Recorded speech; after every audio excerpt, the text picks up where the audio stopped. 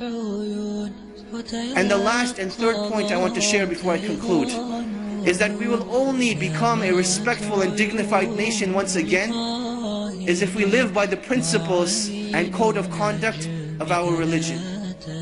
And I will share and conclude with this one story that I believe epitomizes it. During the time of Umar ibn Khattab radiallahu anhu, there were two men who brought in a young boy dragging into the courthouse. So Umar ibn Khattab radiallahu anhu, he asked him, what is this? What is going on? Why are you dragging him into the courthouse? They say, this boy, he killed our father. Umar ibn Khattab, he asks him, did you really kill their father? The boy says, yes, I did kill their father, but it was by accident. My camel, it used to tread on their property.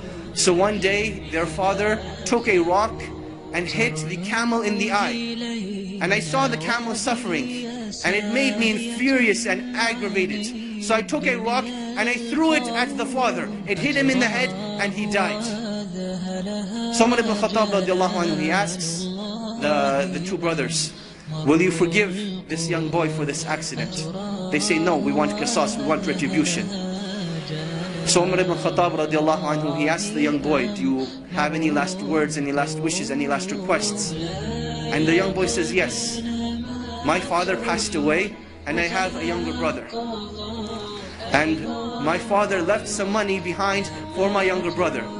I would like 3 days to go and retrieve this wealth from a hidden place so that I can make sure my brother gets it when I die and pass away.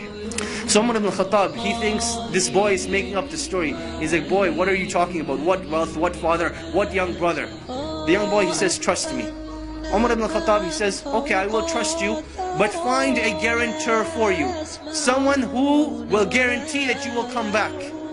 The young boy, he looks around, there's a packed courthouse. Will someone not help me today? And everyone, as the boys looking around, they turn their face away, they turn their faces down. No one wants to help this boy.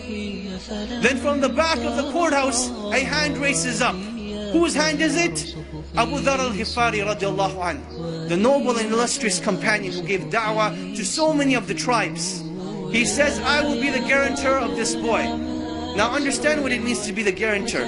Meaning that if this boy does not come back, it is the head of Abu Dhar al-Ghifari radiallahu anhu that will be chopped off, that he will be killed. Abu Dhar al-Ghifari, he says, I will be the guarantor. So the boy goes away. The first day goes by, the boy is nowhere to be seen. The second day goes by, the boy is still nowhere to be seen. Asr time comes on the third day. The two brothers go to Abu Dhar al-Ghifari radiallahu anhu, and they say, come with us to the courthouse. It is time.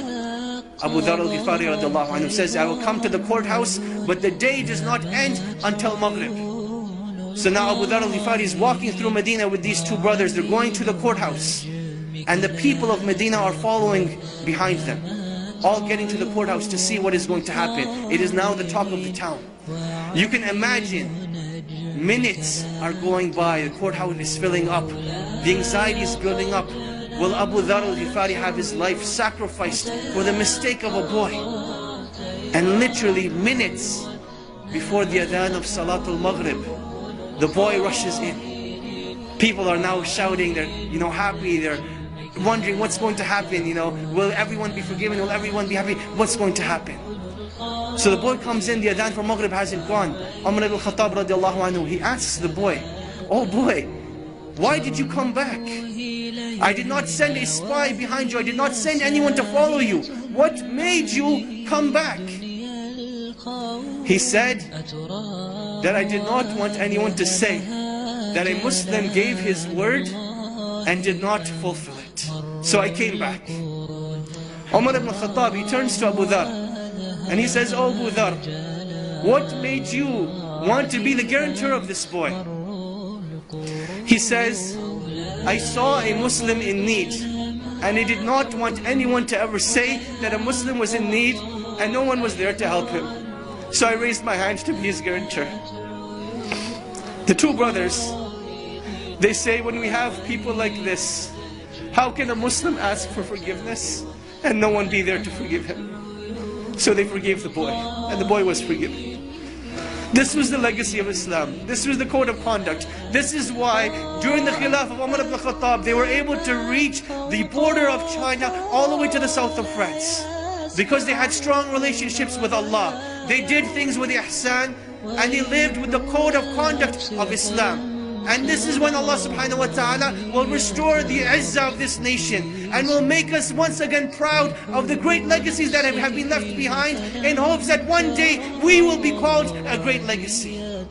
My dear brothers and sisters, it is a time where we need to stand up and begin with changing ourselves and becoming proud of who we are as Muslims. Believers in Allah, worshippers of Allah, followers of the Messenger of Allah sallallahu alaihi wasallam, reciters of the Quran, people who pray 5 times a day, and they do it with honor, dignity and respect. I pray that Allah purifies our hearts and cleanses them and fills them with